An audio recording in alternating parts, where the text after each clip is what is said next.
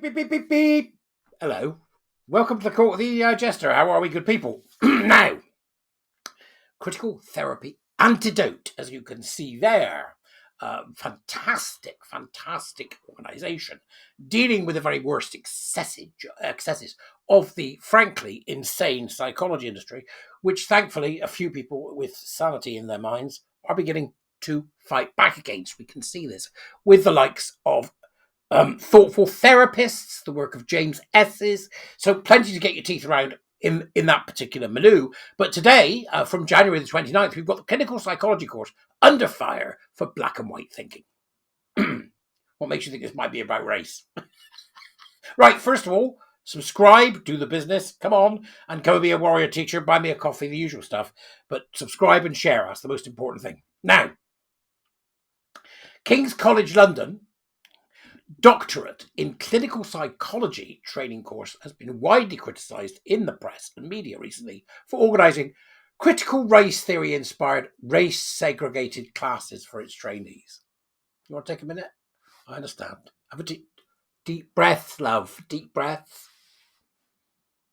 Should I say it again? Critical race theory inspired race segregated classes for its trainees. Race segregation is here. According to Frederick Attenborough of the Free Speech Union, who I would listen to because they know what they're talking about, critics have warned that such classes, which are funded by the NHS, oh, well, colour me surprised. That adds to the figures I did the other day, doesn't it? That actually makes it worse because now they're actually, they must be charging for it though. So perhaps we could take a little bit off the 160 million total we had the other morning. Maybe, hey? So, such classes, which are funded by the NHS, are risk-creating exclusionary environments, stifling dialogue and undermining the principles of equal participation and free speech. According to the report in the Daily Telegraph, sources within King's College expressed concerns that the university was hooked on identity politics. That's an interesting one, isn't it? Hooked on a feeling, ba-ba-da-ba. I'm tired of deceiving. Yeah, I bet you are. Right. Hooked on identity politics. One critic saying wokeness was seeding racial division and turning students into victims. Gosh, EDI making people into victims and promoting wokeness and hard left neo-Marxist nonsense. What? I'm shocked, I tell you. Shocked to be very mornings. The Daily Telegraph states that the race-segregated sessions had allegedly ended up dividing white students. Oi, whitey! What? Get in the corner, will you? White students. Anybody here sort of mocha? No, not you. No, you're more espresso. Who's the guy behind? He's a bit latte, isn't he?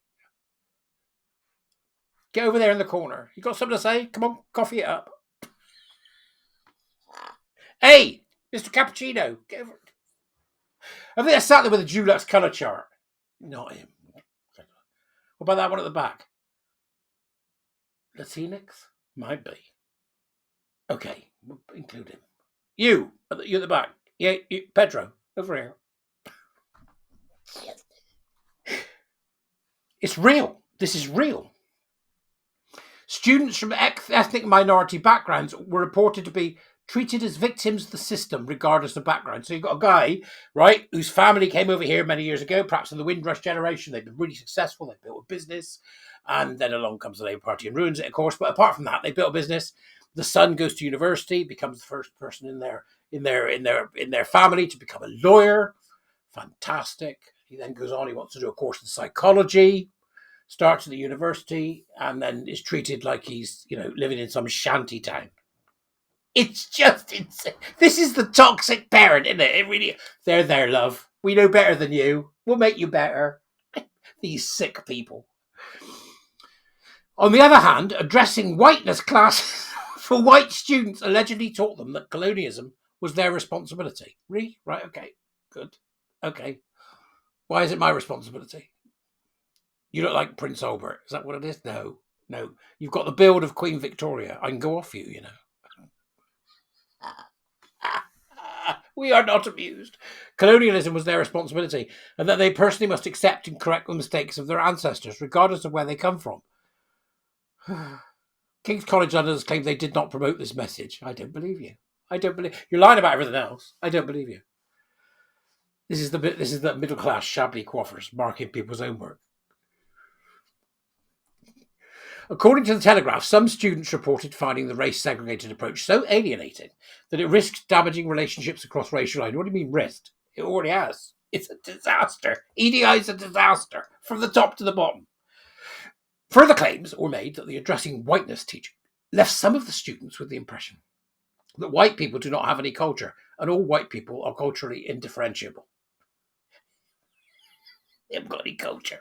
You can read further reports in the Daily Mail and on the GB News website. Sir John Hayes, a former government minister and chair of the Common Sense Group for MPs and Peers, Christ almighty, that's something we needed it, has said he will write to the Equality and Human Rights Commission to seek an investigation into the matter. Toothless. Equality and Human Rights Commission. Toothless. Absolutely toothless. Perhaps we should bring back a law for these people. What about treason, right? We can hang them on London Bridge. We can do it, hang them, you know? Just like in, what's that strange programme I watched recently? About Batman's butler. They hang them, then they gut them. Let's have a few hangings. Or stick them in the stocks. That'll do it. King's College London defended the initiative, explaining these reflective sessions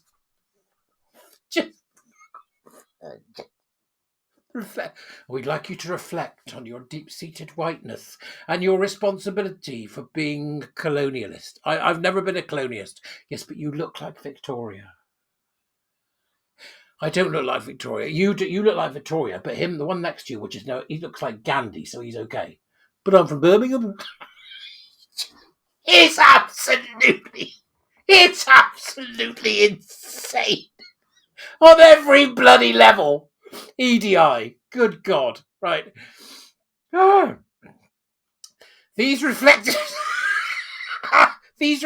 sessions formed part of our commitment to NHS England and Health Education England's action plan to improve equality and access to healthcare and support diversity in the workforce. The sessions are common across clinical psychology courses and were developed in response to trainee feedback. No, they weren't. No trainee is there. Do you want to fill out the feedback form? And you've got like 10 questions with smiley faces for the idiots, right? And you're either happy with it or you're unhappy, and there's bits in between. And they get it filled out as quickly as they can so they can get to the bloody canteen and have a donut. And they hand it into the trainer. We developed it in response to trainee feedback. They give the feedback that says, what feedback have you got? Well, I feel that we're not addressing the importance of the colonial movement and we're not making people feel more like Gandhi and less like Victoria. Well, I'd like to thank you for your feedback. Where did they work, these people that gave the feedback? The EDI department?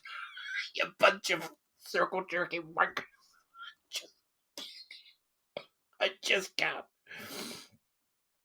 In response to the press and media interest in this story, Carol Sherwood was invited to take part in a live panel debate on BBC Radio 4's programme Antisocial on Friday the 24th of January. She appeared in her capacity as advisory council member of Don't Divide Us. Now, Don't Divide Us is a fantastic fantastic organisation. I remember when it got started. They're seriously tackling some of this nonsense. Ulka's a member as well. The UK's common sense voice on race, Don't Divide Us. In the debate, she made the case that methods used by critical race theory, such as segregation by skin colour, are divisive. Why do you have to make a case for that? Can you imagine if you went into a restaurant and you said, table for 4, please? Right, let's have a look at you. Okay, you're obviously not white. So you get to go on that side with those people, and you're obviously not white. You go with him as well. You're white. You get to go over there. Well, you're a strange sort of pink colour. I think it's better if you leave. You don't look well. What are those spots? This is how insane it gets. She also pointed out that the college is not the only course where students are raising concerns. And there's a link here to the debate if you want to go and have a listen. I just, honest to God, I despair. As a footnote, readers may recall Carol Sherwood and Kirsty Miller's report on the politicisation of clinical psychology courses. This was released in 2022. In this, they highlighted the major role of Health Education England and NHS England's action plan in embedding critical social justice ideology, and particularly critical race theory, in training courses. They need investigating. They also raised concerns in their report about whiteness training, developed by Professor Nimesha Patel at the University of East London and funded by the British Psychological Society. At last, it seems that these misguided, although some would argue well-intentioned, there's nothing well-intentioned about it, nothing, initiatives are being put under the spotlight and subjected to public scrutiny. I hope so. I don't want to see them put under the spotlight. I want to see them stopped. But then you do too, because I know that, because you're my audience. And if you don't understand that what's happening with this nonsense is exactly the same as the trans stuff. All right? It's all under the same thing. I'll see you later, folks. Have a great day. Bye-bye.